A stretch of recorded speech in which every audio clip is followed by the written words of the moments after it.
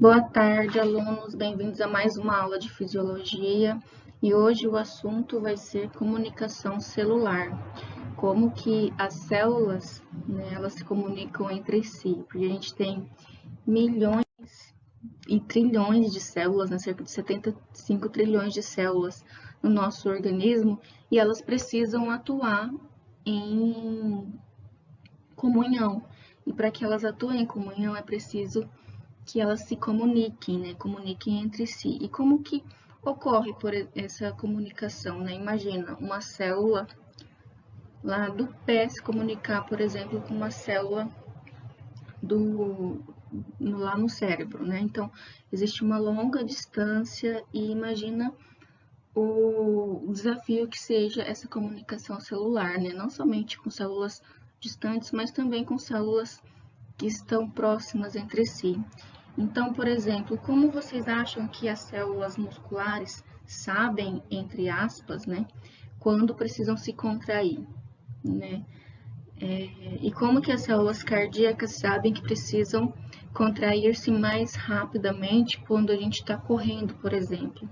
Já perceberam que quando a gente se exercita e corre, o coração bate com maior frequência, com maior rapidez, para tentar bombear maior quantidade de sangue para as células musculares. Então, como que o coração sabe que ele precisa bater mais rápido? Como que os músculos da perna sabem que precisa se contrair para que a perna faça o trabalho na corrida? Então, é isso que a gente vai compreender hoje, de maneira geral, Comunicação celular. Bom, então, nós temos dois tipos de sinais apenas que fazem a comunicação celular. São os sinais elétricos e os sinais químicos. Muitas das vezes também esses dois sinais estão em conjunto para sinalizar algo para alguma célula. Então, sinais elétricos são modificações no potencial de repouso, ou seja, modificação na voltagem da membrana quando ela está em repouso, que é o que vocês viram na aula passada, na de ontem. A gente tem um desequilíbrio elétrico ali na célula, que é o nosso potencial de repouso.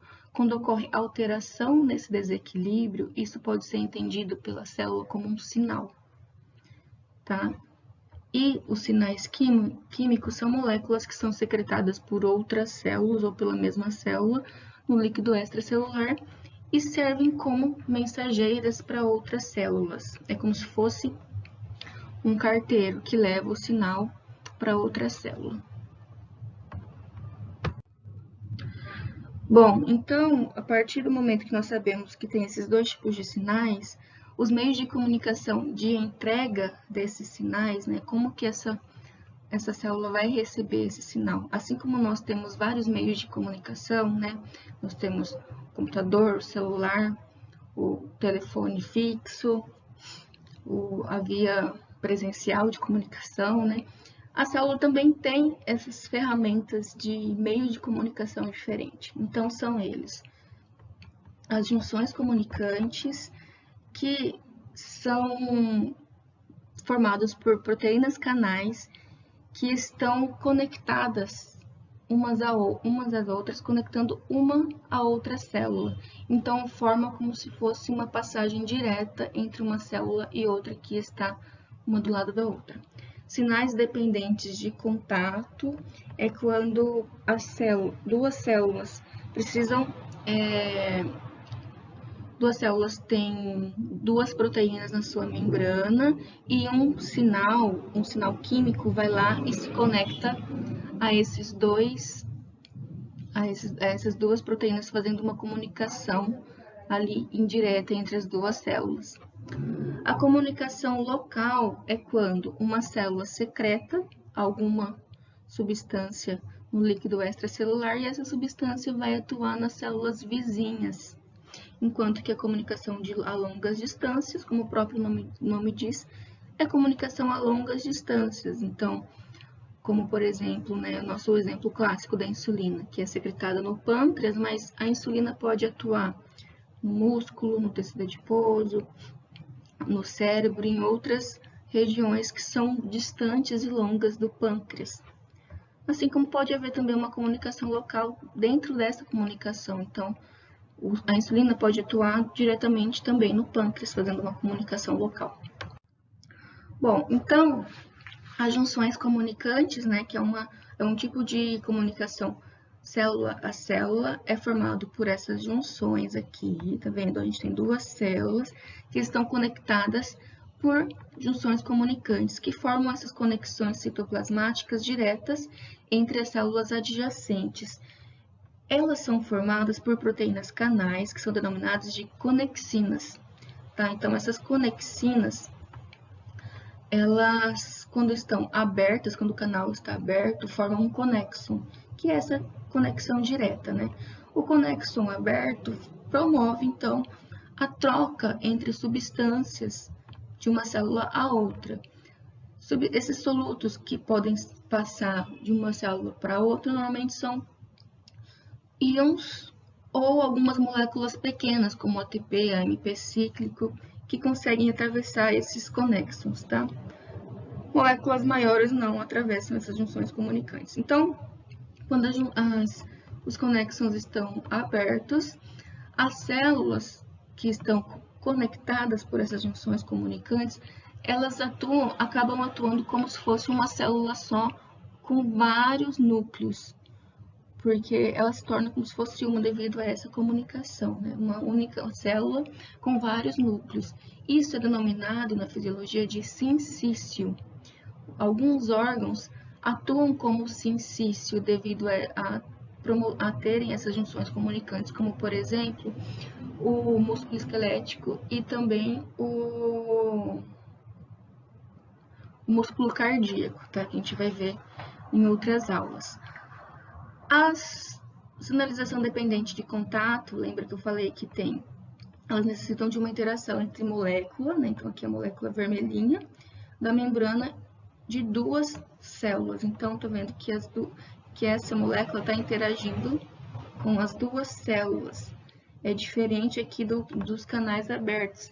Essa molécula, normalmente, ela não atravessa a membrana, ela só vai sinalizar aqui, fazendo com que ocorra alguma alteração intracelular. Ela ocorre principalmente, esse tipo de comunicação ocorre principalmente no sistema imunitário, entre as células de defesa. Então, por exemplo, aqui poderia ser um anticorpo que se liga a um receptor aqui da outra célula, fazendo com que essa outra célula seja ativada e atue na sua função imunológica.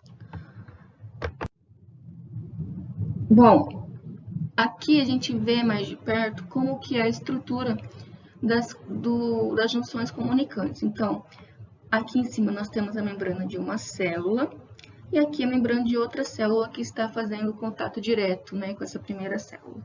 Aqui, esse amarelinho, nós temos as conexinas, que são essas proteínas canais. Vejam bem que a gente tem uma conexina em uma célula e outra conexina em outra célula, fazendo com que ocorra essa comunicação direta entre as duas.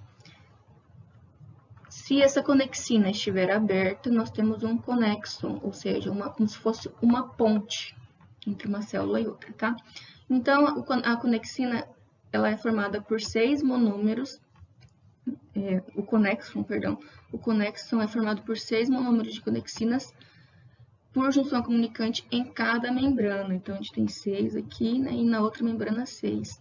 Uma junção comunicante consiste em 2 conexons empilhados um ao outro, tá? Então, a gente tem uma junção comunicante aqui. O conexon, então, é a união dessas conexinas que formam esse canal. Olha só, mais uma vez, a estrutura do conexon. Então, aqui nós temos 6 conexinas formando um conexon, que, neste caso, está aberto. Se o outro conexon abaixo da outra célula estiver aberto, nós temos, então, uma junção comunicante.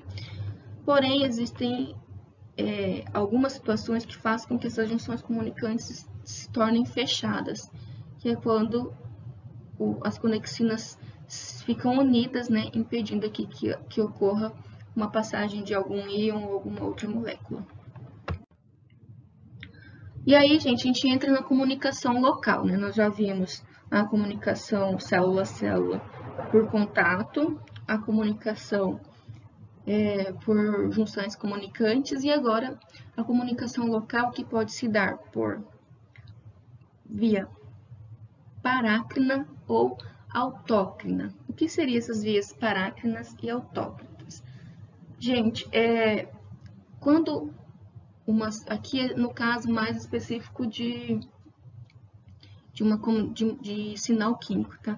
A célula, no sinal autócrino, a célula secreta a substância comunicadora, a substância sinalizadora, secreta, e essa substância sinalizadora vai atuar na mesma célula. As sinalizações, as moléculas sinalizadoras, normalmente, como que ela se comunica? Ela pode se ligar a um receptor, que é uma proteína na célula, e esse receptor ativa várias respostas dentro da célula. Então, se a célula-alvo tem um receptor, a molécula sinalizadora pode se ligar e promover essa resposta. Se a célula não tiver o receptor, então ela não consegue responder àquela molécula sinalizadora. Então, o sinal autócrino é quando a mesma célula que secretou atua aqui, recebe a molécula sinalizadora. Tá? Então, a resposta ocorre na mesma célula que foi secretada, tá? Igual essa imagem aqui. Agora, sinais parácrinos é quando a molécula sinalizadora atua na célula vizinha. Então, a molécula é secretada pela célula e ela pode se difundir pelo interstício e se ligar a receptores de células vizinhas. Como ocorre essa difusão no meio intersticial, e a gente sabe que a difusão é um meio um pouco lento de ocorrer a longas distâncias, então acaba que essa forma aqui de comunicação se dá apenas nas células vizinhas, próximas à célula que secretou. Um exemplo de sinal parácrino é a histamina. Por exemplo, quando a gente rala o joelho, que começa a inchar, né? Ou algum machucado que a gente fez começa a inchar. O que é isso? A histamina foi liberada por células lesionadas e atuam nos vasos sanguíneos locais ali próximos das células lesionadas para aumentar o fluxo sanguíneo e por isso que o local machucado fica inchado, né? Um dos motivos, né, é devido à histamina, que pode atuar como um fator parácrino. Até o momento, então, nós vimos os tipos de comunicação celular local, né? Seja ela por contato, seja ela de maneira autócrina ou parácrina. E como que se dá, então, a comunicação a longas distâncias, ou seja, como uma célula de um órgão pode se comunicar com uma célula de um outro órgão que está distante dele? Bom, nós temos dois sistemas principais responsáveis por essa comunicação a longa distância, que são o sistema nervoso e o sistema endócrino. O sistema nervoso, o sistema endócrino, ele utiliza sinalização química, ou seja, são secretadas substâncias que são denominadas de hormônios, que vão entrar na corrente sanguínea e ser distribuído até chegar à sua célula-alvo. Enquanto que, né, então é um tipo de sinalização química, uma molécula química vai atuar em outra célula. Já o sistema nervoso, ele utiliza uma comunicação entre os dois tipos de sinais, né? Utiliza sinais elétricos e também sinais químicos. Bom, então voltando aqui no sistema endócrino, né? A célula endócrina, que é a célula que produz e sintetiza o hormônio, que produz e secreta o hormônio. Quando tem algum estímulo, ela secreta esse hormônio que vai cair na corrente sanguínea e esse hormônio vai atuar na célula-alvo. O que é célula-alvo de algum hormônio? É a célula que possui uma molécula receptora na sua membrana. É como se fosse uma fechadura, né? É como se o hormônio fosse a chave e o receptor fosse a fechadura. Células que não têm receptor não respondem àquele hormônio. Células que têm receptor são células-alvo que vão responder ao receptor. A partir do momento que o hormônio se liga ao receptor, ocorre então a resposta da célula àquele hormônio. Tá? Então, os hormônios são secretados por glândulas ou células endócrinas na corrente sanguínea e apenas células-alvo com receptores para o hormônio respondem ao sinal. Aqui nesse slide, a gente está demonstrando, né, está sendo demonstrado o tipo de comunicação a longa distância que ocorre no sistema nervoso, em que é utilizado os dois tipos de sinais comunicantes, né, que é o sinal elétrico e o sinal químico. Então, as células responsáveis pela comunicação no sistema nervoso são os neurônios, como a gente vai ver aí nas próximas aulas, e um sinal elétrico é percorrido por esse neurônio, que faz com que o neurônio secrete uma substância química. Então, o sinal elétrico que percorreu o neurônio comunicou o neurônio falando, secrete essa substância química. Essa substância química, né, essa molécula sinalizadora, vai atuar na célula-alvo, né? Então, célula-alvo, lembrando, precisa ter um receptor. E aí a gente tem os dois tipos de sinais aqui de comunicação entre o neurônio e a célula-alvo, né? O sinal elétrico, primeiro, que faz com que a sinalização, né, a molécula sinalizadora seja secretada, e a molécula sinalizadora vai atuar como sinal químico aqui na célula-alvo. Dentro desse tipo de comunicação, nós podemos ter, né, pensando nas moléculas sinalizadoras, nós temos neurotransmissores que são sintetizados e secretados pelo neurônio e atuam de maneira rápida na célula-alvo. Então, está próximo, né? O neurônio está próximo à sua célula-alvo, e aí a molécula sinalizadora se liga ao seu receptor e rapidamente desenvolve uma resposta, tá? Então, é denominado de neurotransmissor. Existem também, dentro dessa comunicação mais local entre neurônio e célula-alvo, denominada de neuromodulador. Esse neuromodulador também ele é secretado pelo neurônio, porém, ao invés de ser uma resposta mais rápida pela célula-alvo, ele atua ali de maneira autócrina ou parácrina também, mas de uma maneira um pouco mais lenta. E existe uma outra comunicação, que aqui sim é de longa distância, em que o neurônio secreta a molécula sinalizadora e, ao invés de atuar já direto na célula-alvo, essa molécula sinalizadora cai na corrente sanguínea e vai atuar como se fosse um hormônio, vai ser distribuído na corrente sanguínea e atuar nas células-alvo que tem o receptor. Esse tipo de molécula sinalizadora, que é secretada por neurônio e atua como um hormônio, é denominado de neurohormônio, ou seja, né, substâncias químicas liberadas por neurônios na corrente sanguínea para agirem em alvos distantes, enquanto que neurotransmissores são substâncias químicas secretadas por neurônios, as quais se difundem através de uma pequena fenda até a célula-alvo, ou seja, uma comunicação a curta distância. Neurônios também usam sinais elétricos, então pode ter essas duas sinalizações, né? Sinal elétrico e sinal químico. Bom, aqui a gente já falou, né, sobre comunicação a longa distância no sentido de hormônio, né, onde a gente tem a célula endócrina, secreta o hormônio que vai ser distribuído pelo sangue e vai atuar na célula-alvo, que é uma vez se ligando a essa molécula sinalizadora ao seu receptor de membrana, provoca a resposta. Assim como existem substâncias sinalizadoras como o hormônio, neurotransmissores e os neurohormônios, existe uma outra classe de substância sinalizadora que são as citocinas.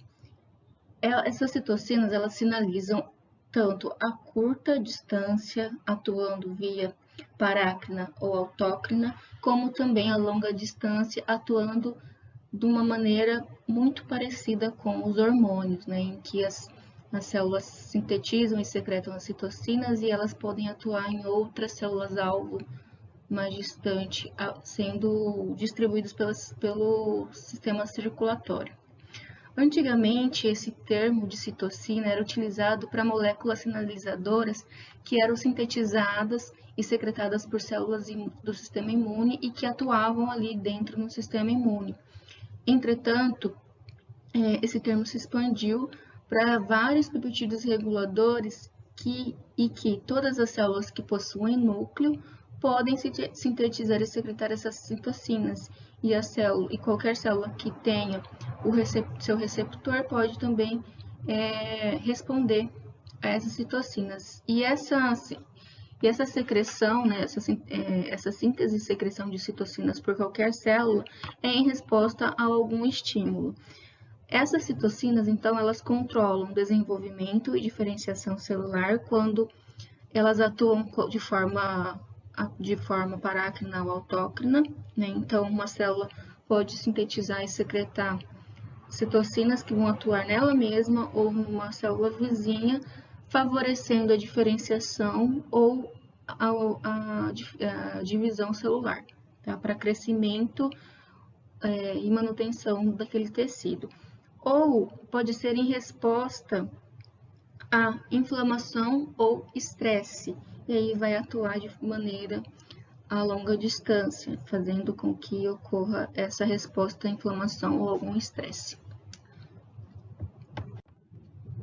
Bom, aí aqui nós temos uma questão que eu gostaria que vocês respondessem, podem dar um pause aí no vídeo para poder responder.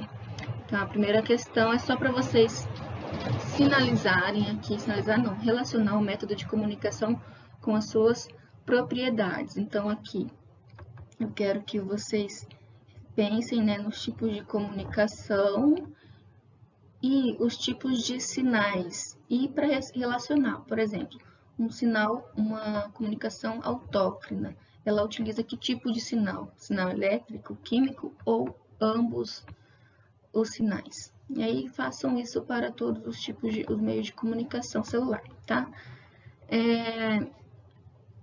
E o 2 é, quando um gato vê um rato, ele prepara o bote e o ataca. Você acha que essa reação do gato pode ter sido desencadeada por um sinal parácrino? Justifique sua resposta. O que vocês acham? Foi um sinal parácrino ou foi um outro tipo de sinal? Pessoal, toda a substância, toda molécula sinalizadora, nos tipos de sinalização química, né? Como a gente viu, ela ela chega até a sua célula-alvo, e a célula-alvo, para responder a essa molécula sinalizadora, precisa ter o receptor. Mas como que essa célula faz para responder a uma molécula sinalizadora e as outras ignoram, né? É a presença desse receptor. Uma vez que a molécula se liga ao seu receptor, isso faz com que ocorra a ativação de diversos mecanismos intracelulares, fazendo com que a célula responda a essa sinalização. Se ela não houver um receptor, não haverá ativação desses mecanismos, então a célula ignora, entre aspas, aquela molécula sinalizadora. Então, aqui nós temos esse esquema, mostra a esquematização geral do que acontece com uma molécula sinalizadora que chega à sua célula-alvo.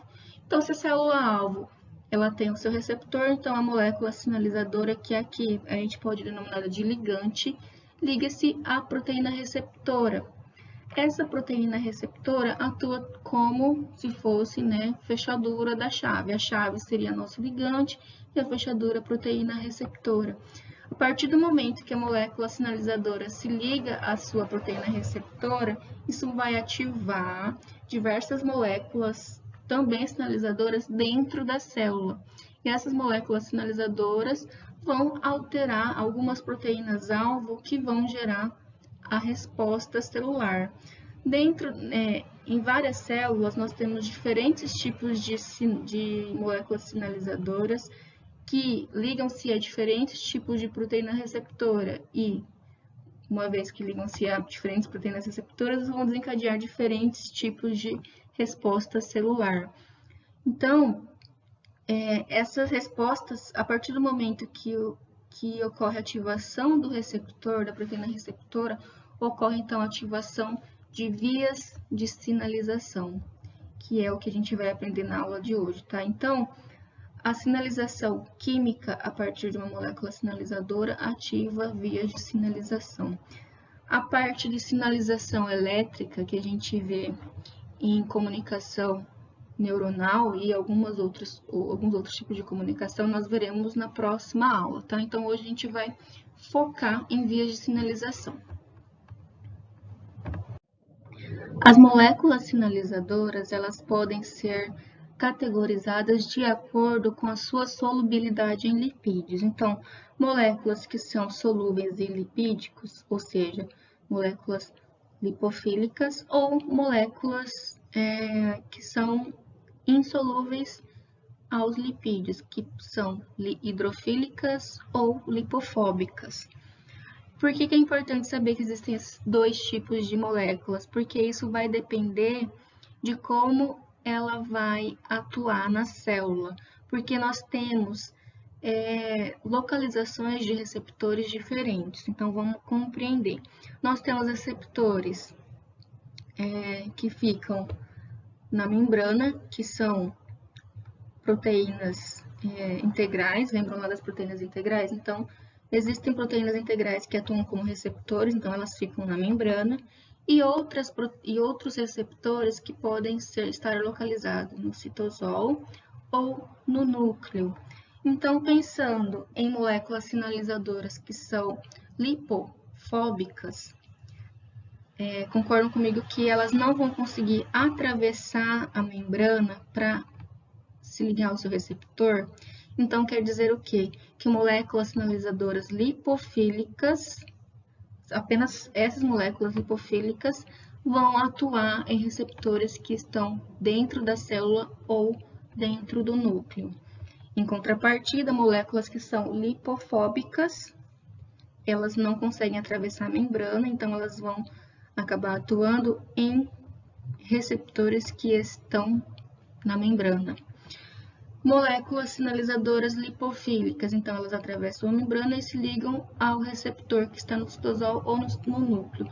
Normalmente, esses tipos de receptores, quando ativados, eles atuam dentro do núcleo, ativando ou inibindo a expressão gênica. O que seria isso? Eles podem ativar ou inibir a produção de RNA mensageiro, que é como se fosse um guia para a síntese proteica. Então, ele altera ali a síntese proteica a nível nuclear.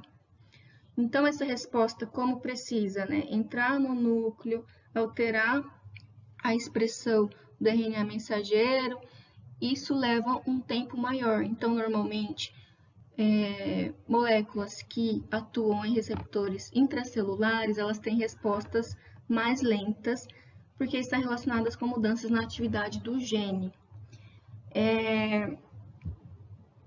Então, essas respostas podem durar mais de 1 hora, tá? Enquanto que moléculas que se ligam em receptores de membrana, então as moléculas hidrofílicas, elas atuam nessa proteína de membrana, e essa proteína de membrana ativa outras proteínas que vão se amplificar dentro da célula, fazendo com que a resposta seja muito mais rápida.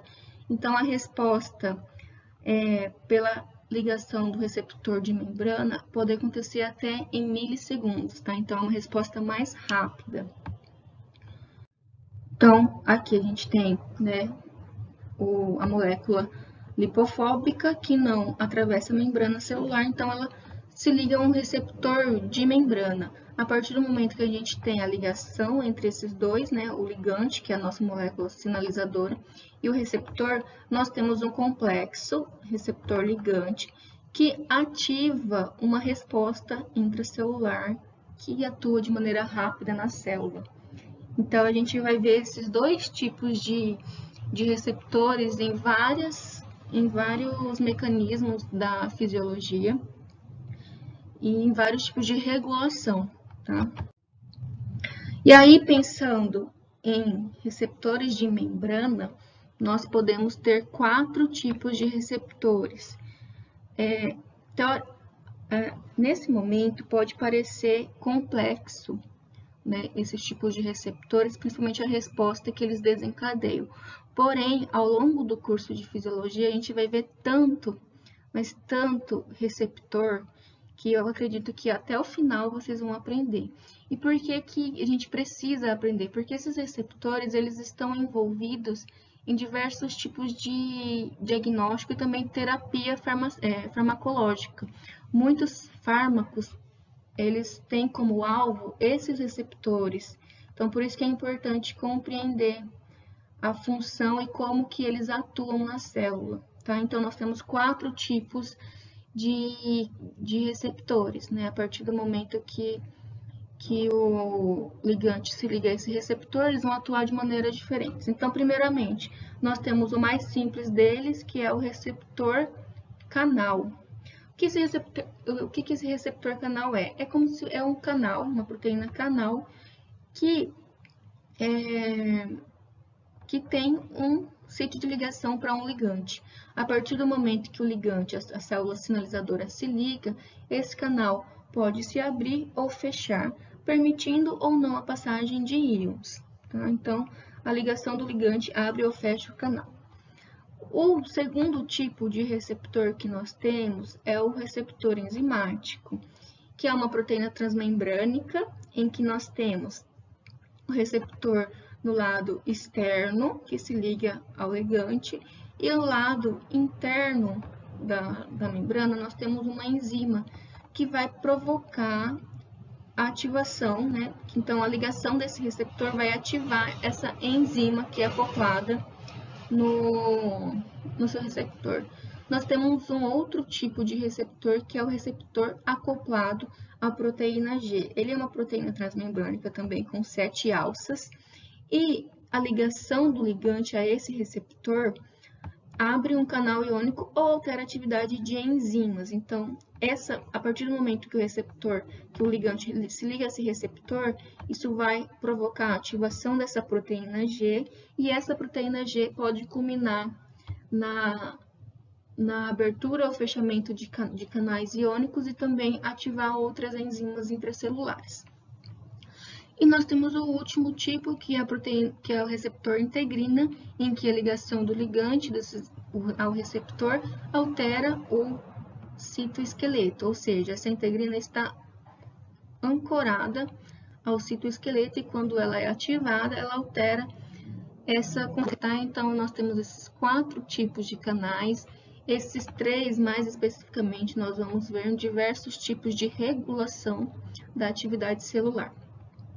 Então, agora nós vamos ver mais especificamente, né, como que ocorre dentro da célula. A partir do momento que o ligante se liga no receptor, o que acontece? Quais as modificações dentro da célula? Existe uma cascata de sinalização, uma cascata de reações químicas intracelulares que, mais uma vez, a princípio parece complicado, porém, são mecanismos gerais que acontecem para diversos tipos de sinalizadores, tá? Então, acaba que, muito provavelmente, ao final do curso, vocês vão estar carecas de saber como que isso ocorre. E aí, esses receptores, a gente pode classificá-los em 2 classificações maiores, que é o receptor ionotrópico e os receptores metabotrópicos. O receptor ionotrópico, o ligante se liga a uma porção, o que promove a abertura ou fechamento dos canais iônicos, como, por exemplo, esse receptor aqui. Enquanto que o receptor metabotrópico, ele atua por meio de vias metabólicas. Então, aqui não ocorre alteração da abertura ou fechamento de canais, mas sim uma alteração intracelular, como é o exemplo aqui dos receptores enzimáticos e os receptores acoplados à proteína G. As proteínas de membrana, então, elas facilitam a transdução do sinal, ou seja, as proteínas de membrana, que são os receptores que recebem, né, essas moléculas sinalizadoras. E essa transdução de sinal, o que é, né? A transdução de sinal quando a gente pensa em sistemas biológicos, é o processo em que converte uma mensagem de uma molécula sinalizadora extracelular em mensagens intracelulares que desencadeiam uma resposta. Então, toda a mudança da ligação do receptor até a resposta é uma cascata de transdução de sinal. Então, transdução vem de transcender, que é o que significa levar através. E um transdutor de sinal, ele converte um sinal de uma forma em uma outra forma diferente, como a gente tem aqui, por exemplo, no exemplo do rádio, né? Então, uma transdução de sinal converte uma forma de sinal em outra forma diferente. No exemplo do rádio, que atua como um transdutor, nós temos ele transformando um sinal de ondas de rádio em ondas sonora. Então, aqui a gente tem o sinal externo, que são as ondas de rádio, o rádio que atua como um receptor, que vai receber as ondas de rádio, como um transdutor que vai transformar essas ondas de rádio em ondas sonoras, e a nossa amplificação para aumentar a amplitude desse sinal, para aumentar a resposta, e aí nós temos a resposta que é a onda sonora. E no caso da célula, acontece basicamente a mesma coisa, onde a célula recebe a molécula sinalizadora, que se liga no receptor, que vai ativar o transdutor, né, que vai transformar esse sinal, essa molécula sinalizadora, em um sinal intracelular, que vai ser amplificado, ou seja, ocorrerá ativação de várias outras moléculas que podem atuar como segundos mensageiros. Então, vamos aqui olhar. Ó, nós temos o complexo ligante-receptor, né? Então, o ligante seria a molécula sinalizadora, o receptor é o que se liga ao ligante, que fica na célula. A partir do momento que a gente tem esse complexo receptor-ligante, ocorre a ativação de uma enzima amplificadora. O que essa enzima amplificadora vai fazer? Vai começar a ativar várias outras moléculas dentro da célula, que por sua vez vão ativar outras várias moléculas, e assim por diante, até que um único ligante consegue ativar dentro da célula várias outras moléculas intracelulares nesse processo de amplificação, ou seja, o sinal foi modificado e amplificado. Tá? Então, normalmente é isso que acontece aqui no processo de ativação de um receptor do tipo metabotrófico, né? E aí, esse receptor, gente, ele pode ser um receptor do tipo quinase, ou sinase, e sinase é toda enzima que transfere grupamento fosfato para outra proteína ou para outra enzima. Esse grupamento fosfato ele é importante para ativação ou para inibição de proteínas. Algumas proteínas são ativadas quando é adicionado a elas um grupamento fosfato. Outras proteínas podem ser inibidas quando ocorre essa adição desse grupamento fosfato, tá? Então, quando tem ativação de uma quinase, ocorre, então, a ativação de outras proteínas por fosforilação. E também nós temos o receptor que é acoplado a outras enzimas amplificadoras, que vão produzir outras moléculas que atuarão como segundos mensageiros. Então, vamos olhar aqui, ó. Nós temos as enzimas amplificadoras, né, que existentes na célula. É a adenilato ciclase, que converte o ATP em AMP cíclico. Temos a guanilato ciclase, que converte GTP em GMP cíclico. E a fosfolipase C, que converte alguns fosfolipídios de membrana em trifosfato de inositol, que é esse IP3, e diacilglicerol, que é esse DAG. essas 4 moléculas aqui que foram convertidas por essas enzimas amplificadoras são conhecidos como segundos mensageiros e eles vão atuar em várias respostas celulares. Então, nós temos como respostas celulares a segundos mensageiros, alteração na abertura ou fechamento de canais iônicos e com isso favorecendo a alteração do potencial de membrana, então desencadeando assim um sinal elétrico, por exemplo. Alteração da atividade enzimática, então esses segundos mensageiros podem ativar ou inibir sinases, né, enzimas quinases ou fosfatases. Fosfatase faz o contrário do que uma quinase faz, enquanto uma enzima quinase adiciona um grupamento fosfato, a fosfatase retira o grupamento fosfato. Então, são formas de alterar a atividade dessa enzima, adicionando ou retirando fosfato. Alteram também a atividade de proteínas que regulam a expressão gênica, então, além de ter quando a gente tem a ativação do sistema de segundo mensageiro, além de ter uma resposta rápida, como abertura de canais iônicos, por exemplo, e alteração da atividade enzimática, também tem uma alteração a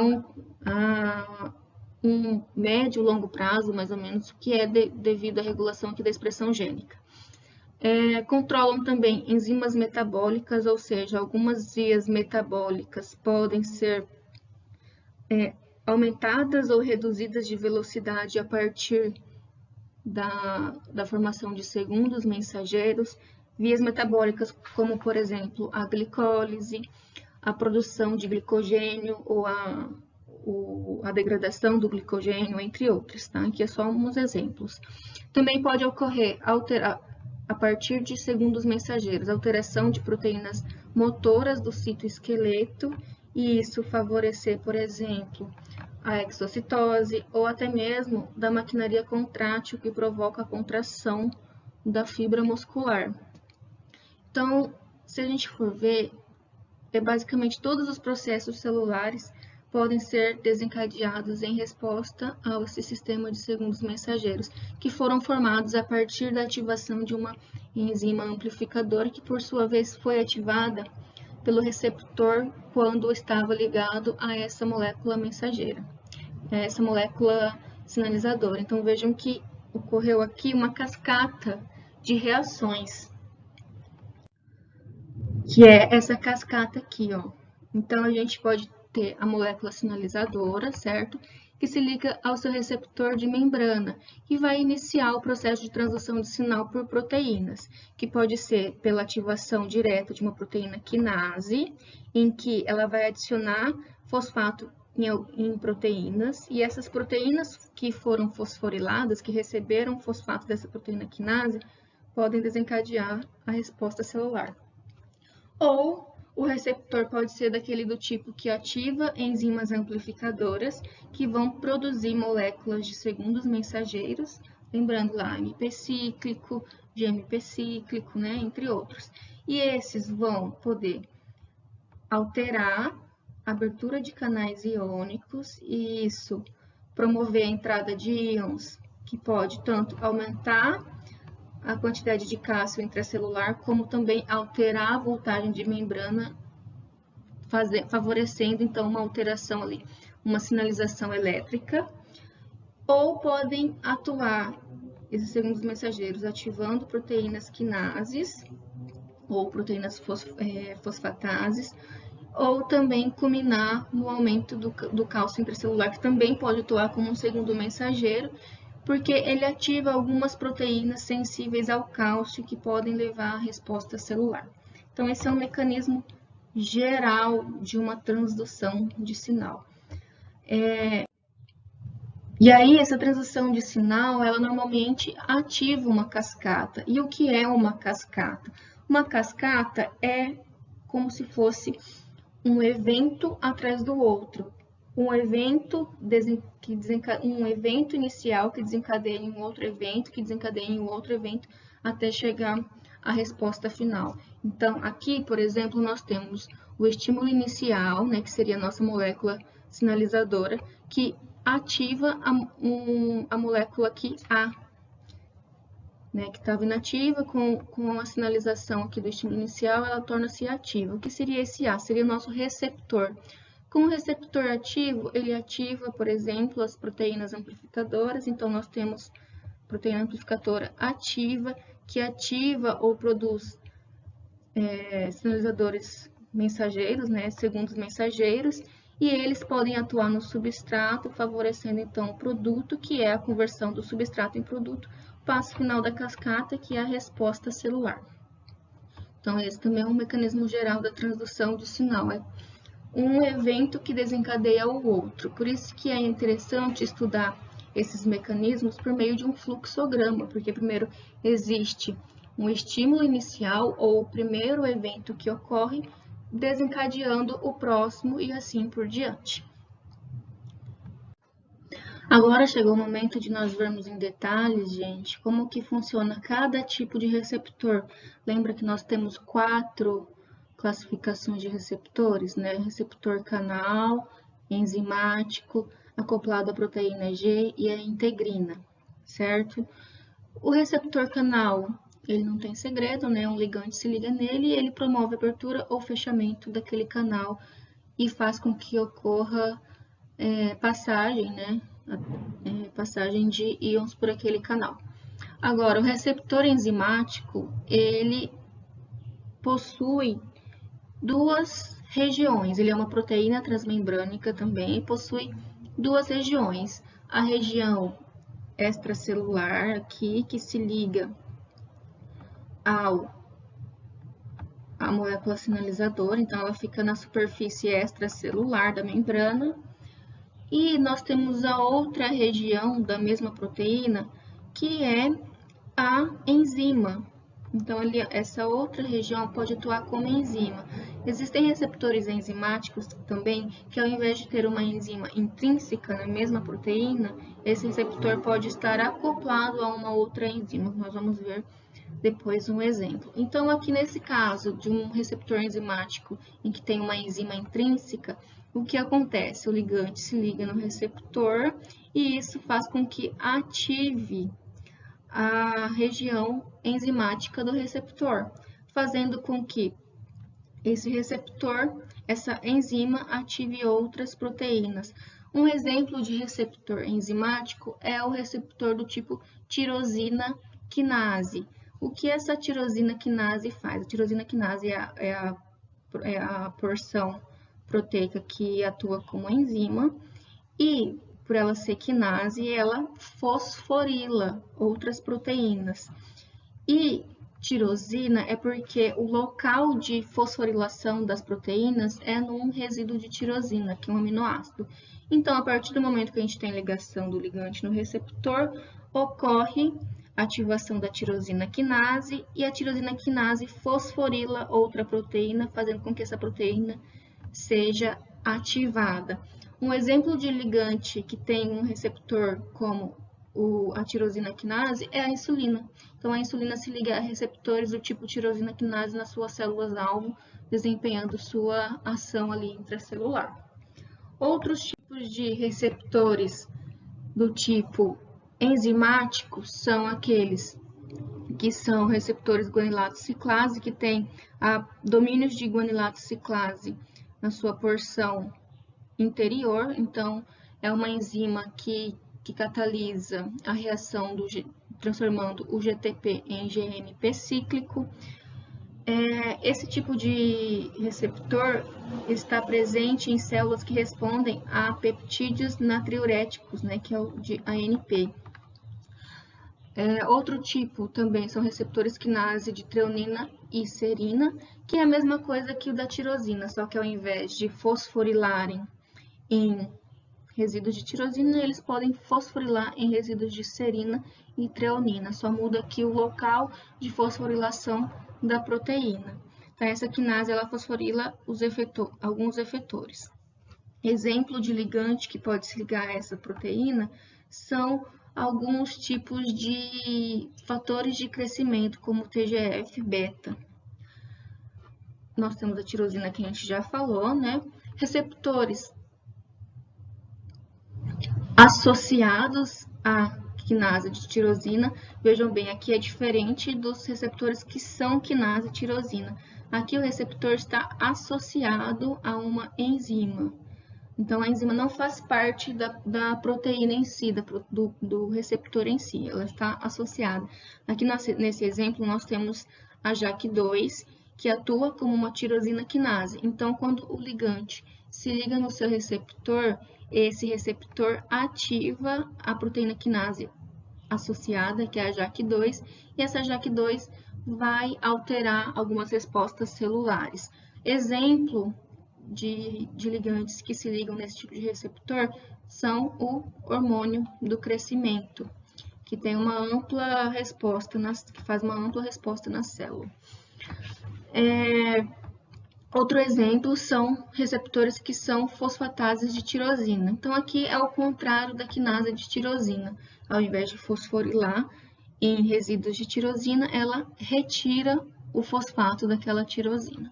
Um exemplo de receptor é o CD45, né, em células do sistema imune. A nossa terceira classe de receptores de membrana, então, são os receptores que estão acoplados à proteína G. Um amplo número de ligantes tem como receptores esse tipo de receptor de proteína G. E esses receptores, eles são responsáveis por um amplo leque de respostas celulares. Então, esses receptores estão acoplados a essa proteína, que é uma proteína transdutora, que não tem uma ação enzimática, porém, como é o caso da tirosina quinase, por exemplo, porém, ela ativa uma outra enzima e que promoverá, então, a transdução do sinal. Então, nesse caso aqui, nós temos a ativação de um sistema de segundo mensageiro pela proteína G. Essa proteína G, ela é uma proteína transmembrana, como a gente está vendo aqui nessa imagenzinha aqui ao lado, uma proteína transmembrana que atravessa a membrana 7 vezes. Ela atravessa a membrana e a sua cauda na porção citosólica está associada à proteína G, tá? O receptor, perdão, falei errado. O receptor que está acoplado à proteína G é essa proteína transmembrânica com 7 ondulações aqui que atravessam a membrana e a porção final do receptor está acoplado à proteína G. Quando o ligante se liga à proteína G, quando o ligante se liga ao receptor, esse receptor provoca a ativação da proteína G e a proteína G, por sua vez, vai desempenhar uma resposta celular. Então, esse receptor, né, a proteína G, ela tem 3 subunidades, a alfa, a beta e a gama. Existem diversos tipos de proteína G no nosso organismo e cada tipo de proteína G vai regular uma resposta diferente, sendo elas a proteína GS, que é a proteína estimulatória, é a mais comum, a proteína GQ, e que na verdade ela também tem um certo grau de estimulação, porém é um outro tipo de cascatas de sinalização, e a proteína G inibitória, que acaba inibindo a resposta. Então, vamos ver aqui. Nós temos, então, o receptor, certo? Que consiste nesses 7 segmentos que atravessam a membrana. Na sua terminação aqui citosólica, ele está associado à proteína G. Olha só aqui embaixo, que tem as suas 3 subunidades. Na subunidade alfa, na forma inativa da proteína G, a gente tem ligado um GDP, tá? Uma molécula de GDP. Quando um ligante se liga ao receptor, isso provoca uma alteração na conformação dela que vai fazer com que a proteína G perca esse GDP e no lugar do GDP ocorra o acoplamento de um GTP. Esse GTP acoplado vai fazer com que a célula, né, com que a subunidade alfa se ative, ativando assim a proteína a proteína G outra proteína que a proteína G vai ativar, tá? Então, a proteína G ativada se desloca do seu receptor e vai ativar uma outra enzima. Então, aqui, ó, tanto a subunidade alfa quanto a beta podem se associar a diferentes enzimas, tá? Aqui está colocado como E, que é de efetor, mas são as enzimas que podem ser ativadas por essa proteína. Então, aí nós temos aqui a proteína G, que atua na via da adenilato ciclase. Então, essa aqui nós temos a proteína G estimulatória e a proteína G inibitória. Aqui não é um G, é um I, tá? Eu coloquei errado, depois eu arrumo. É um GI, GS de estimulatória, GI inibitória. Ambas atuam aqui na via da adenilato ciclase. A proteína G estimulatória, como o próprio nome diz, vai estimular. Então, quando a gente tem um ligante que se liga ao receptor acoplado à proteína G, vai provocar, então, a ativação da proteína G, que fazendo com que a subunidade alfa da sua molécula se desloque e ative a enzima denominada de adenilato ciclase. A adenilato ciclase ela é uma enzima que catalisa a reação de clivagem do ATP em AMP cíclico. E aí a gente lembra de alguns slides anteriores que o AMP cíclico ele é uma molécula sinalizadora, ele atua dentro da célula como um segundo mensageiro. Como que ele atua? Ele vai ativar uma outra proteína aqui na via de sinalização, que é a proteína quinase A, ou proteína quinase dependente de AMP cíclico.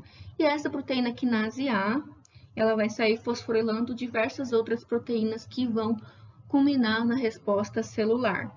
Agora, quando a gente tem a proteína G inibitória ativada, aqui nesse caso, ela, ao invés de ativar a adenilato ciclase, ela inibe, tá? Então, proteína G estimulatória vai culminar na ativação da adenilato ciclase, fazendo com que ocorra aumento das concentrações intracelulares de AMP cíclico, que vai ativar a pKa. E a pKa, por sua vez, vai fosforilar outras proteínas, então vai estimular alguma resposta. A proteína G inibitória vai inibir a adenilato ciclase, fazendo com que ocorra o contrário, redução da concentração de AMP cíclico e inativação da pKa. Agora, aqui a proteína GS é a mesma coisa, tá, gente? Ó, a gente tem o receptor acoplado à proteína G, quando a molécula sinalizadora se liga ao receptor, ativa a proteína G, que vai ativar a adenilato ciclase. A adenilato ciclase vai clivar o ATP em AMP cíclico, que vai ativar a atividade enzimática aqui da pKa. E a pKa, por sua vez, vai sair fosforilando outras proteínas que vão atuar na resposta celular. Vejam bem aqui um processo de transdução e amplificação do sinal. A gente teve uma molécula sinalizadora que acabou ativando um monte de resposta celular aqui, tá? Então, essa é a GS, estimulatória. Inibitória, inibe a adenilato ciclase. Tanto a proteína G estimulatória quanto a inibitória atuam num processo via adenilato ciclase, tá? Então, a estimulatória aumenta as concentrações de AMP cíclico, que vai ativar a pKa, e a inibitória inibe a adenilato ciclase, que vai reduzir as concentrações de AMP cíclico, reduzindo a atividade da pKa. Agora, nós temos uma outra forma de uma proteína G atuando na inibição, que ela atua por uma outra via, que é a via da fosfodiesterase. Então, quando ocorre a ativação do receptor, aqui vocês podem ver que o estímulo é a luz e não um ligante químico comum, tá? Então, quando ocorre a ativação desse receptor, ele ativa a proteína G, que vai ativar a fosfodiesterase, que é uma enzima que transforma o GMP cíclico em GMP. Então, ele tira, né, a parte cíclica do GMP.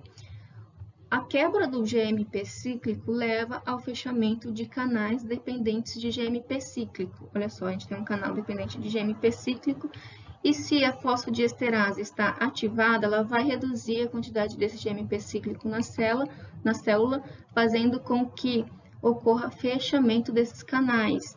E aí a gente tem uma alteração na composição iônica da célula devido a esse fechamento aqui. Então, a gente tem uma transição de sinal, um sinal de foto, né? Um fotoestímulo para um sinal elétrico. Um outro tipo de proteína G é a proteína GQ, que ela difere das outras proteínas G, porque ao invés de atuar na via guanilato-ciclase ou na adenilato-ciclase, ela atua na via da fosfolipase C, que é um outro tipo de enzima amplificadora. Então, como isso acontece essa transdução de sinal por meio da proteína GQ? Nós temos o receptor, né, de 7 alças acoplado à proteína G. Quando uma molécula sinalizadora se liga a esse receptor, provoca ativação da proteína G, que vai, por sua vez, ativar a fosfolipase C. A fosfolipase C é uma enzima que cliva um fosfolipídio de membrana denominado de bifosfato de fosfatidilil-inositol. Tá? E aí, esse fosfolipídio clivado vai liberar um diacilglicerol, que é o DAG, e o trifosfato de inositol. O DAG, ele se mantém na membrana plasmática e ele se associa ou interage, né, com uma outra enzima denominada de PKC.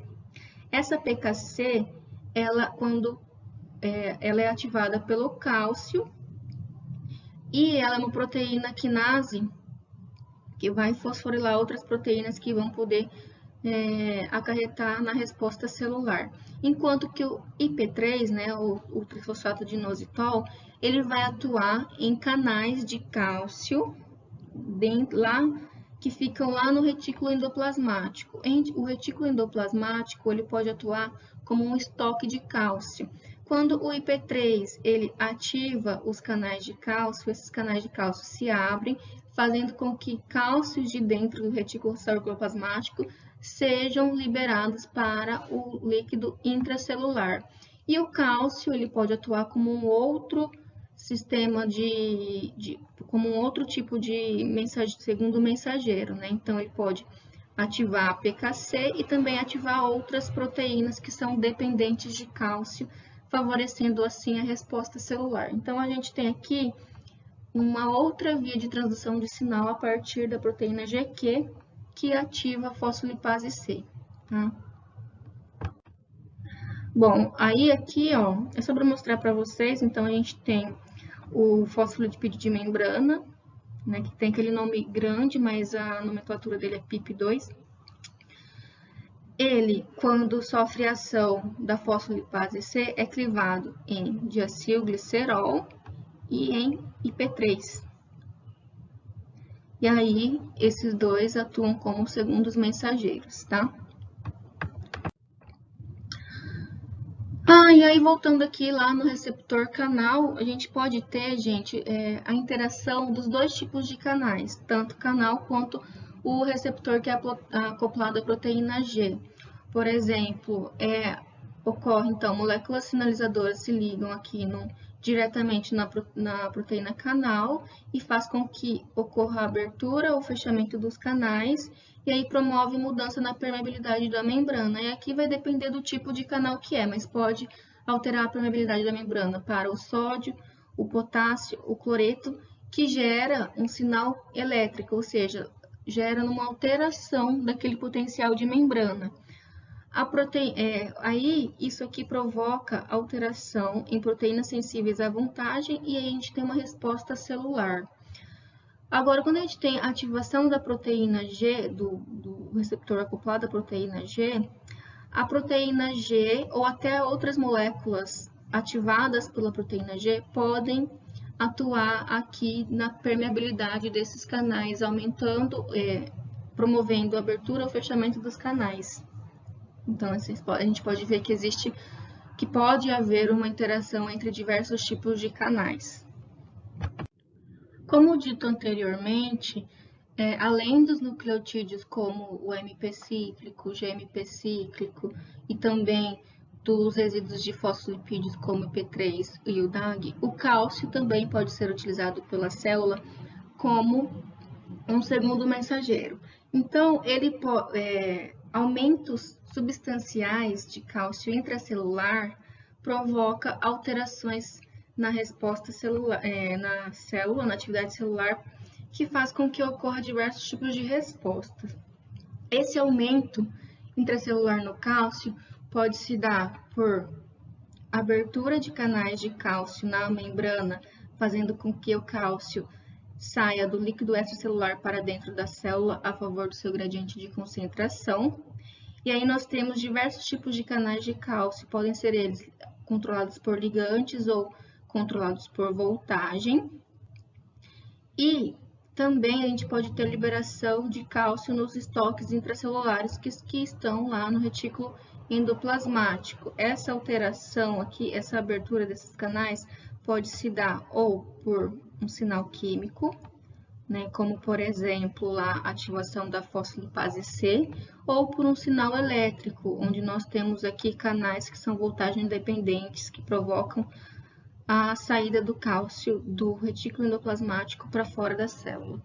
Resumindo, aumentou a quantidade de cálcio dentro da célula, esse cálcio pode se ligar a diversas proteínas que vão provocar a ativação da exocitose e algum movimento, como por exemplo a contração muscular, ou também pode ativar a calmodulina, que é uma proteína sensível ao cálcio que altera outras proteínas, altera a atividade de outras proteínas. Então, olha só, aqui nós temos a calmodulina inativada. Quando ocorre aumento de cálcio intracelular, o cálcio se combina com a calmodulina, formando um complexo cálcio-calmodulina. Esse complexo cálcio-calmodulina forma um sítio de ligação para uma proteína que anteriormente estava inativa e quando se liga no complexo cálcio-calmodulina, torna-se ativa e aí nós temos uma outra resposta celular. Tá? Então, mostrando para vocês como que o cálcio pode atuar como um segundo mensageiro.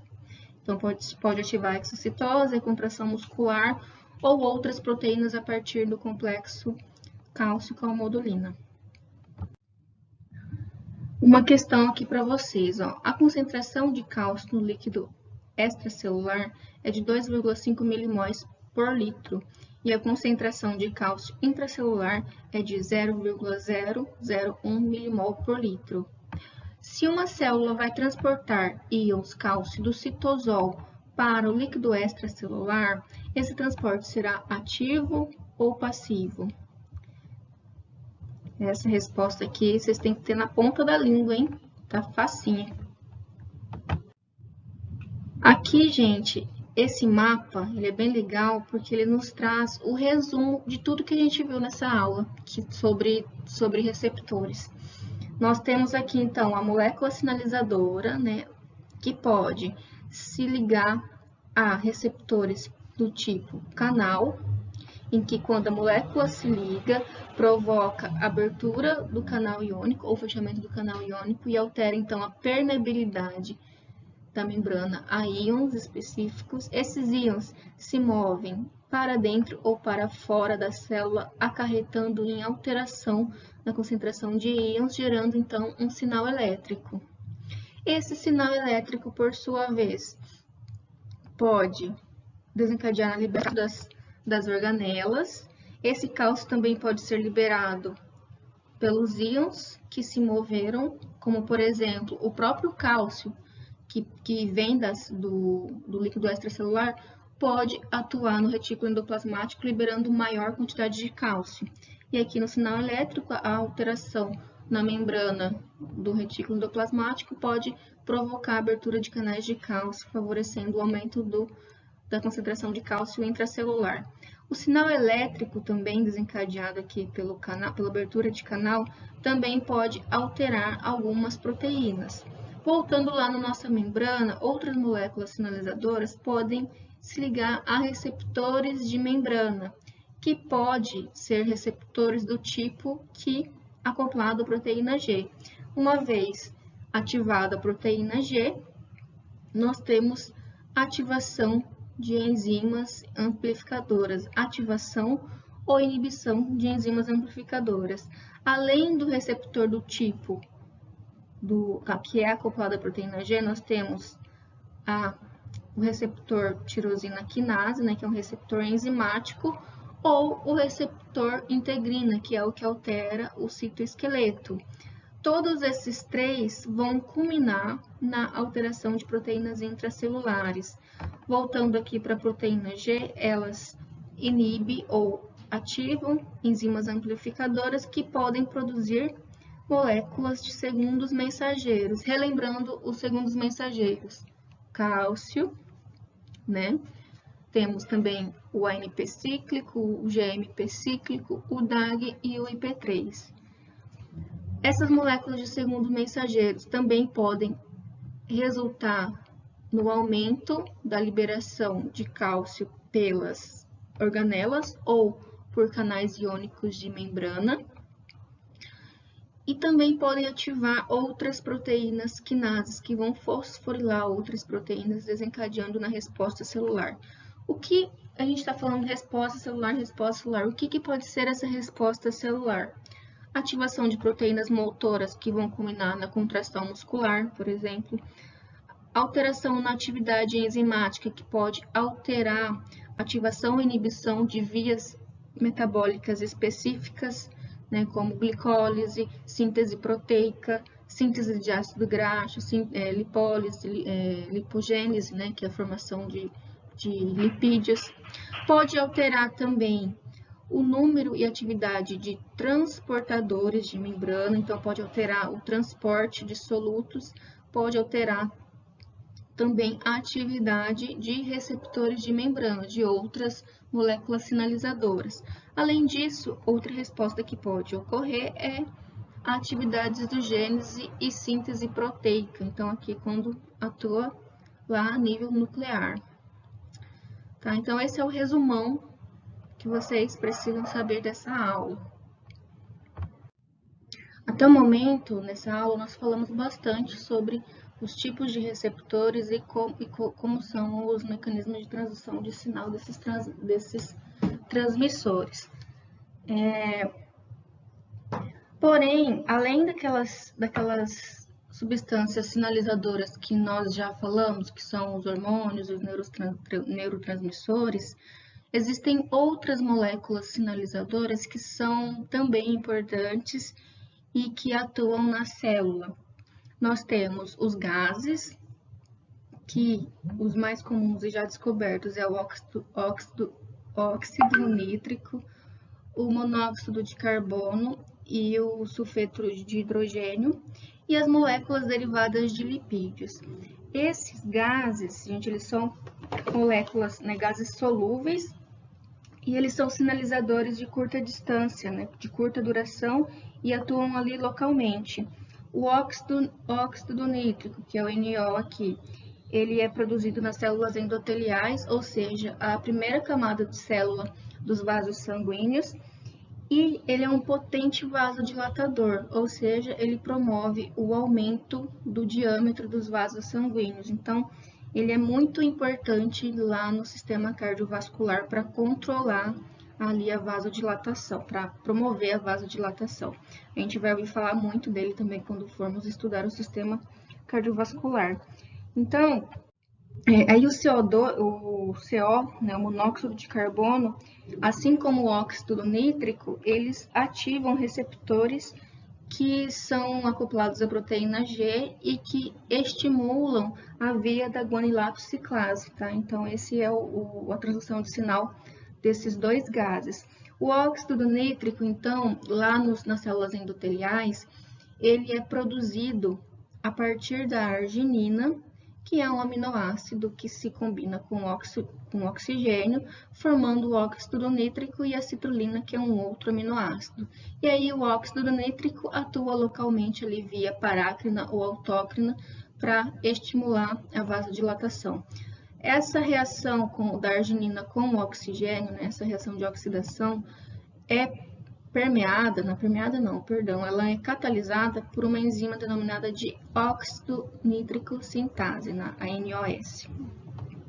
Essa óxido nítrico sintase está presente lá nas células endoteliais. O sulfeto de hidrogênio, que é o outro gás sinalizador, também promove vasodilatação. Já as substâncias derivadas de lipídios, nós temos os eicosanoides. Todos os eicosanoides, eles são substâncias derivadas do ácido araquidônico. Então, vejam só, a gente tem, né, aqui alguns fosfolipídios de membrana, e quando uma enzima atua nos fosfolipídios de membrana, a gente tem a produção de ácido araquidônico, que é o que vai derivar os eicosanoides. Essa enzima é denominada de fosfolipase A2, tá? Então, a fosfolipase A2 transforma fosfolipídios de membrana em ácido araquidônico. E o ácido araquidônico vai ser transformado a partir da ação de algumas enzimas em diversos tipos de eicosanoides existentes. Esses eicosanoides, eles ligam-se a receptores de membrana e atuam promovendo respostas celulares. Então, eles podem atuar tanto via parácrina quanto autócrina. Nós temos dois tipos principais de eicosanoides, que são os leucotrienos. Os leucotrienos, eles são produzidos a partir do ácido araquidônico pela enzima lipoxigenase.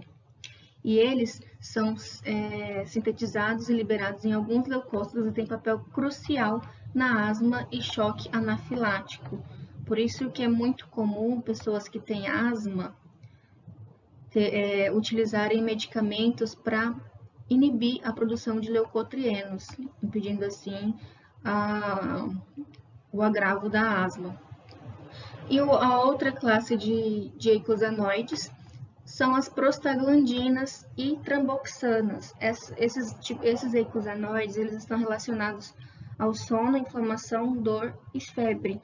Então, por exemplo, fármacos que são anti-inflamatórios inibem a produção de prostaglandinas e tramboxanas. Então, aqui, a gente tem o ácido araquidônico, e ele é transformado em prostaglandina e tromboxana a partir de enzimas denominadas de ciclooxigenase, que podem ser COX-1 e COX-2. Esse esquema aqui, ele está bem simplificado, tá? Porém, essa cascata aqui de produção de leucotrienos e de eicosanoides no geral é um pouco mais complexa. Mas então, voltando ao assunto do anti-inflamatório, muitos anti-inflamatórios não esteroidais, eles utilizam para impedir a inflamação, inibindo aqui a produção de prostaglandina. De que forma? Atuando na COX-1 ou na COX-2. Então, esses medicamentos inibem essa enzima, e sem a atividade da enzima não haverá, então, produção das prostaglandinas e tramboxanas que realizam aqui a inflamação, a dor e a febre. Tá? Então, é assim que normalmente esses anti-inflamatórios atuam, como ibuprofeno, aspirina. Aqui eu já perguntei e já respondi, né? Você acha que um fármaco que impede a ação de leucotrienos deve agir de que forma? E o fármaco que impede a produção de prostaglandinas e tramboxanas, eu coloquei os dois juntos, mas é um de cada.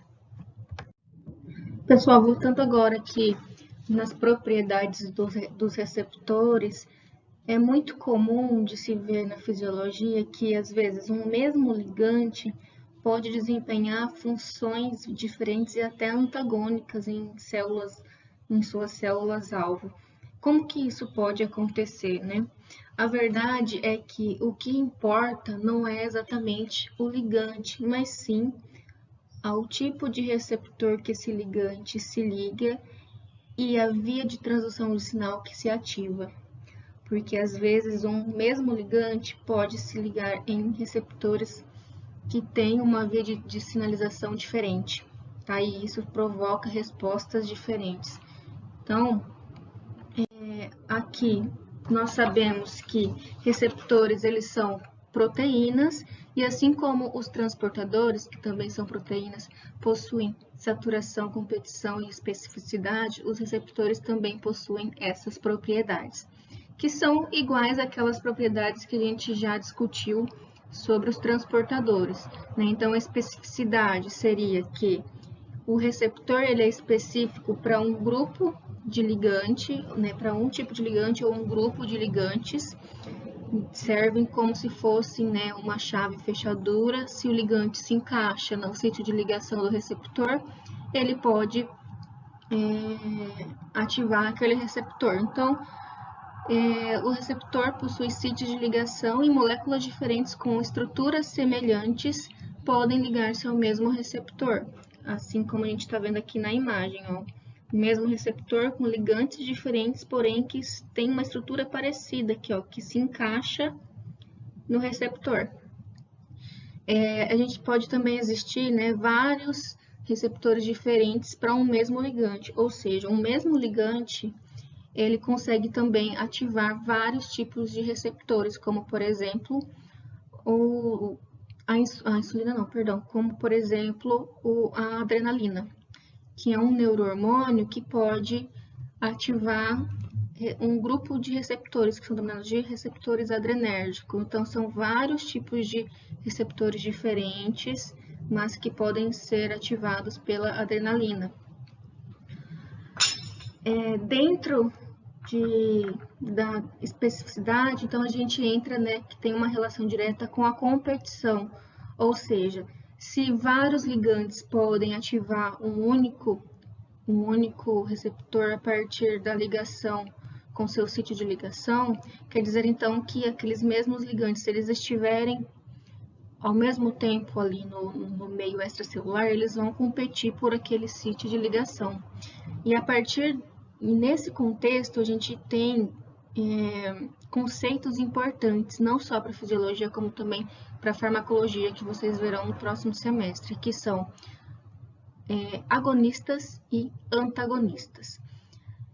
Quando o ligante se liga a um receptor e ele promove a ativação desse receptor, isso significa que ele é um agonista. Então, nós temos os agonistas endógenos, que são aqueles produzidos pelo nosso organismo e que vão se ligar nesses receptores. Então, né, nossos hormônios, neurotransmissores, entre outros.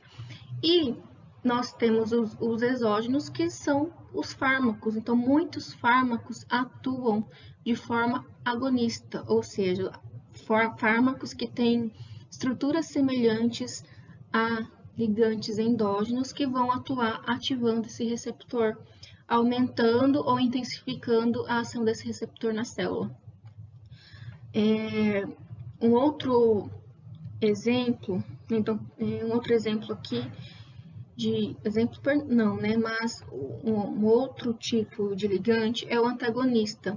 O que ele faz? Ele se liga ao receptor porque ele tem uma forma semelhante ao ligante agonista, porém ele apenas bloqueia o sítio de ligação, ele não ativa o receptor e bloqueia o sítio de ligação, impedindo que aquele receptor se ligue a um agonista. Então a gente não tem a resposta. Muitos fármacos também atuam como antagonista de algum receptor para bloquear alguma ação. A gente vai ver também esses exemplos em muitas aulas também de antagonista e agonista. Então, olha só, a gente tem aqui um exemplo, né? Lembra que eu falei que um mesmo ligante ele pode desempenhar respostas diferentes e até mesmo antagônicas em locais diferentes? Então, um exemplo dele é a adrenalina. A adrenalina ela é um neurohormônio que é distribuído pela corrente sanguínea e atua em várias células-alvo. Uma dessas células, em várias células-alvo, né? E ela se liga a receptores do tipo adrenérgico. Esses receptores adrenérgicos, nós temos o tipo alfa e os tipos beta, e cada um tem uma via de transdução diferente, fazendo com que, ao serem ativados ou estimulados, ocorra diferentes tipos de respostas. Então, no vaso sanguíneo, por exemplo, aqui no vaso sanguíneo do intestino, nós temos receptores alfa, que ao ser ativado pela adrenalina, provoca a vasoconstrição, diminuindo o tamanho do vaso sanguíneo. Enquanto que alguns vasos sanguíneos do músculo esquelético, ao invés de ter o receptor alfa, eles têm o beta 2. E esse beta 2, quando ele se liga à adrenalina, provoca o efeito contrário aqui do alfa, que é a vasodilatação. Então percebam que o que importa nem sempre é o ligante, mas sim ao tipo de receptor que está presente naquela célula-alvo. Isso que vai ditar a resposta da célula-alvo, tá? O tipo de receptor. Quando um ligante, né, uma molécula sinalizadora, está presente ali para a célula-alvo, o que vai promover, o que vai influenciar a intensidade de resposta a esse ligante da célula vai ser não só o número de moléculas sinalizadoras, como também o número de receptores, né? Porque o que importa é o complexo ligante e receptor, né? O ligante precisa estar presente para ativar o receptor e o receptor precisa estar presente para ativar a sinalização intracelular, né? Para sinalizar a transdução de sinal. Então, existem maneiras de se regular esses receptores, que é a atividade desses receptores, que pode ser modulada tanto para cima, ou seja, aumentar a atividade na célula, quanto modulada para baixo. Então, nas células nós temos os mecanismos de regulação, denominado de down regulation, ou regulação para baixo, que faz com que ocorra redução da resposta àquele ligante. Então, existem duas formas de provocar down regulation, que é diminuindo o número de receptores na membrana ou provocando a dessensibilização. Para diminuir o número de receptores na membrana, a célula pode promover a endocitose daquela proteína, daquele receptor. Então, ela faz a endocitose, tira da membrana e aquela vesícula contendo o receptor pode se fundir com o lisossomo e ser degradado. A dessensibilização é quando ocorre ligação de algum modulador, como por exemplo um grupamento fosfato, que reduz a resposta do receptor àquele ligante. Então, você dessensibiliza o receptor, fazendo com que ele seja menos sensível àquele ligante e responda menos. Em algumas condições em que ocorre aumento exacerbado ou a longo prazo do ligante ou da molécula sinalizadora, a célula pode fazer essa down regulation para tentar voltar aos níveis normais de resposta. Então, por exemplo, não sei se vocês já ouviram falar que a cafeína, o nosso organismo se acostuma com a cafeína, né? Conforme a gente vai consumindo, os receptores vão saturando, que é a mesma relação que tem com os transportadores, né? Chega um momento em que todos os receptores estão ocupados e não tem mais como aumentar a atividade. E aí a pessoa tem que aumentar a concentração de cafeína para tentar aumentar o número de receptores. Porém, pode causar o efeito contrário, provocando que downregulation e dessensibilizar esse receptor ou provocar endocitose. Em alguns casos, quando a gente aumenta as moléculas sinalizadoras ou quando a célula precisa aumentar a resposta a essa molécula sinalizadora, ocorre então o contrário de downregulation, que seria o upregulation, ou sinalização para cima, em que para aumentar a resposta do receptor àquele ligante, ocorre aumento do número de receptores naquela membrana, ou seja, a célula insere-se mais receptores ali na membrana para ter mais sítios de ligação para aqueles ligantes. Então, se aumentar o número de ligantes, terá também um número aumentado de receptores para receberem aqueles ligantes e aumentar, então, a resposta. Tendo em mente as informações do slide passado, vamos pensar aqui nessa questão, olha. Para diminuir a afinidade de um receptor a seu ligante, a célula pode diminuir a afinidade, tá, gente? A. Sintetizar uma nova isoforma do receptor. B. Retirar os receptores da membrana. C. Inserir novos receptores da membrana. D.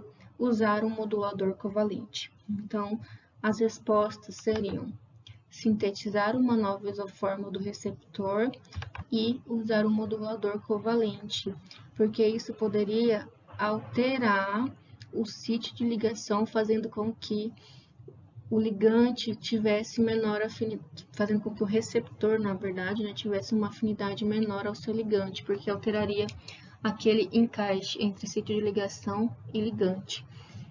Se a gente retirasse os receptores da membrana, isso reduziria a resposta, certo? A resposta celular, porém não alteraria a afinidade do receptor. Enquanto se a gente colocasse mais receptores na membrana, teria números maiores de receptores, não alteraria a afinidade, porém aumentaria a resposta celular. Agora que vocês já aprenderam que existem moléculas sinalizadoras responsáveis pela comunicação entre as células e que para essas moléculas sinalizadoras se comunicarem com as células é necessário um receptor celular, um receptor ali, celular para responder a esse sinal, aí a gente tem que retomar alguns conceitos que foram vistos lá na primeira aula. Lembram de homeostase e que quando essa homeostase é alterada, a gente tem mecanismos compensatórios para compensar aquela modificação homeostática e tentar regularizar, voltar aos níveis normais. Então, quando a gente pensa nesses mecanismos de controle de resposta, lá, lembrando da alça de resposta, da alça de retroalimentação, nada mais são do que mecanismos de comunicação celular. Uma célula comunicando a outra para enviar sinais de que tem alteração e para enviar sinais de comando para fazer uma resposta, para desempenhar uma resposta para tentar retomar a homeostase. E aí, pensando nisso, nesse contexto, esses reflexos que são ativados durante essas situações específicas são mediados tanto pelo sistema endócrino, que é o sistema hormonal, né, que libera hormônios para regular e controlar essas situações, e o sistema nervoso, né, que é mediado ali por neurônios. Bom, a gente consegue, pensando nos reflexos, né, dessa alça de resposta, nós temos 3 tipos de reflexos gerais que podem ocorrer para controle da homeostasia, que é o reflexo endócrino simples, o neural simples e o complexo que envolve reflexo neuroendócrino. Então, aqui no primeiro, nessa imagem, nós temos o endócrino simples, onde nós temos uma mudança interna ou externa. Aí, lembrando que essa mudança pode ser alguma mudança em algum parâmetro ali homeostático, pressão arterial, glicemia, mudança nos níveis de nutrientes, oxigênio, pH, entre outros. Essa mudança interna ou externa vai ser detectada por um sensor no centro integrador do sistema endócrino, que nesse caso pode ser uma glândula. É uma glândula endócrina que secreta hormônio. Essa glândula, ao ser ativada, vai liberar o seu sinal referente, que é o hormônio, que vai cair na corrente sanguínea e vai atuar nos efetores. Os efetores são todas as células que possuem receptores para aquele hormônio.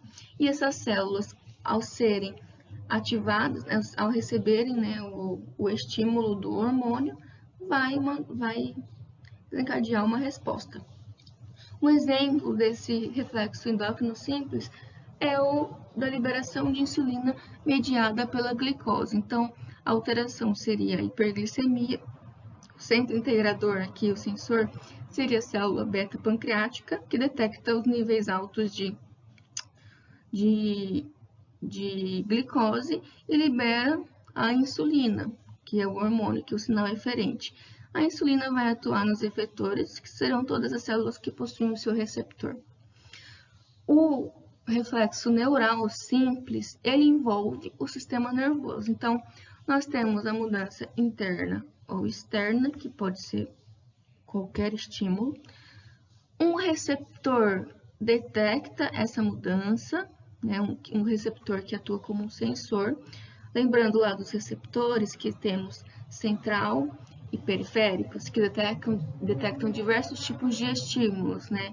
Tanto estímulos químicos como substâncias químicas, gases, moléculas específicas, pH, que podem detectar temperatura, estiramento.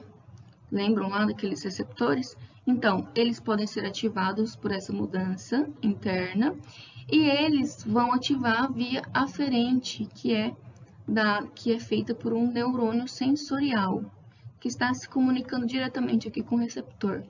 Esse neurônio sensorial vai enviar sinais para o centro integrador do sistema neural, que é no sistema nervoso central, tá?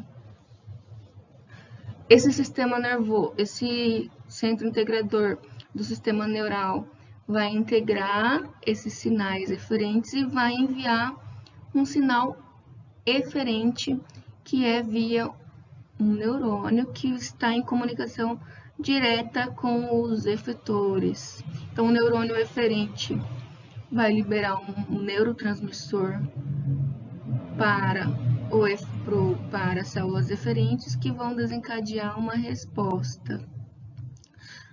Aqui nós temos uma união de dois tipos de sinalização. Lembram que a gente tem aqui no reflexo endócrino apenas um reflexo simples com sinalização química, que é no caso a sinalização da insulina. Aqui nós temos dois tipos de sinais, o elétrico, que percorre todo o neurônio,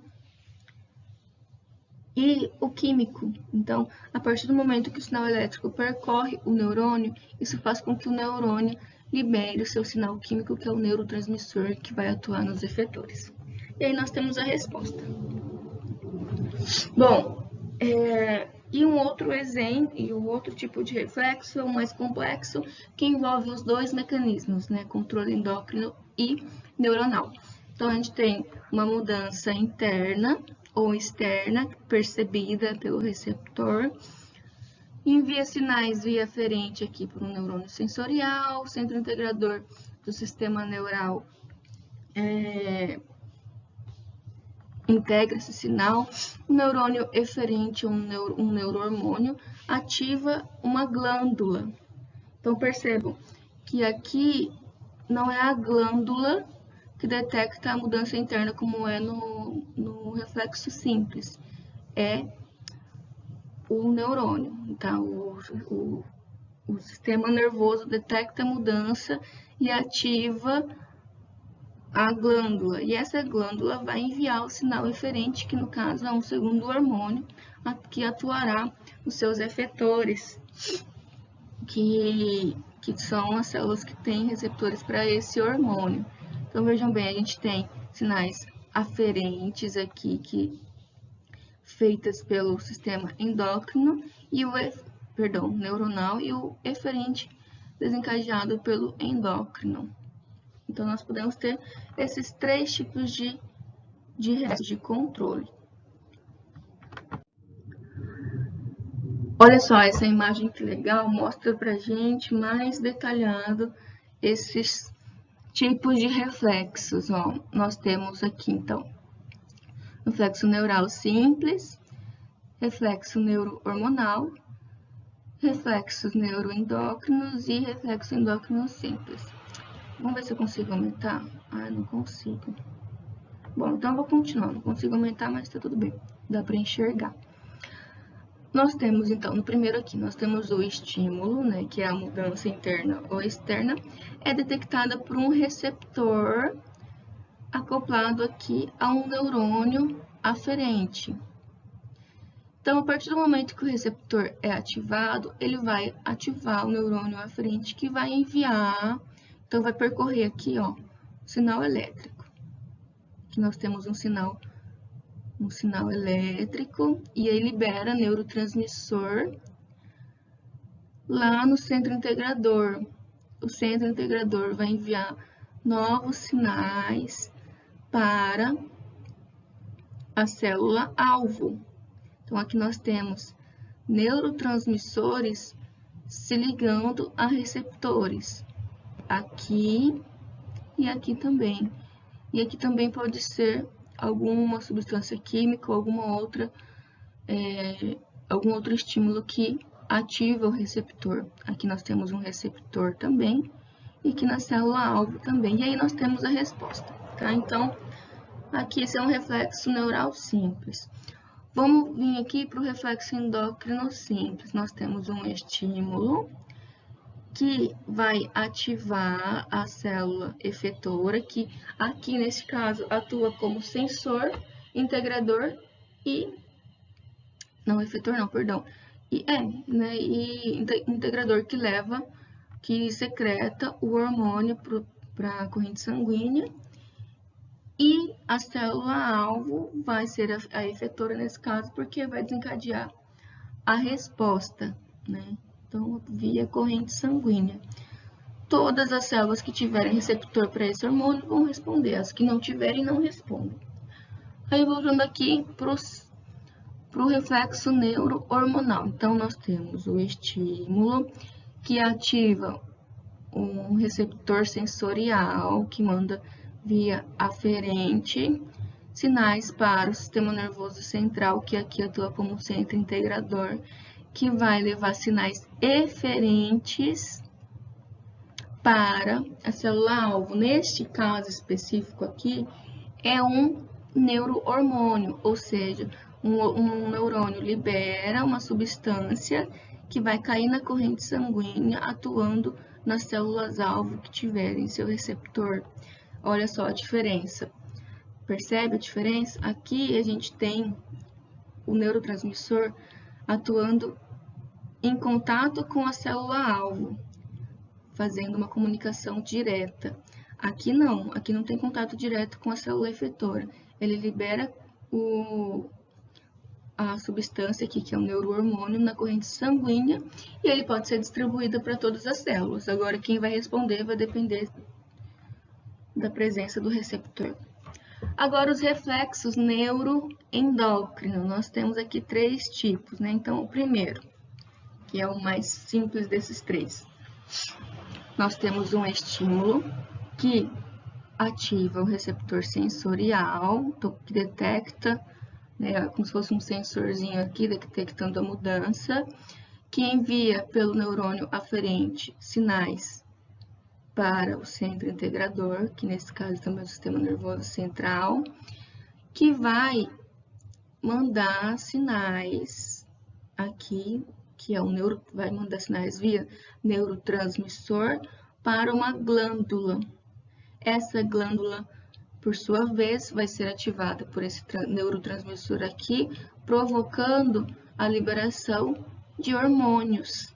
E esse hormônio vai atuar nas suas células-alvo. Um exemplo simples disso aqui é a liberação de adrenalina. Então, um neurônio ativa a adrenal, que é a glândula que secreta adrenalina, e a adrenal secreta adrenalina na corrente sanguínea.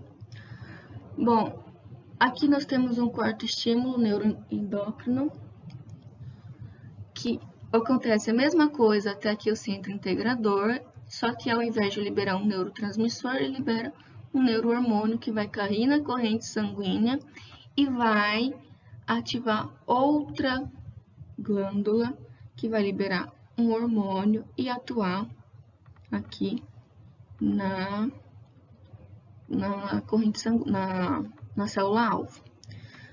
No outro, aqui são estímulos de várias glândulas endócrinas em cadeia. Então, o sistema integrador, depois que recebeu o sinal aferente, libera um neurohormônio que vai estimular uma glândula. Ela, por si, vai secretar um hormônio que vai atuar numa segunda glândula. Essa segunda glândula vai liberar um hormônio que esse sim vai atuar em outra célula-alvo, que vai desencadear a resposta desejada.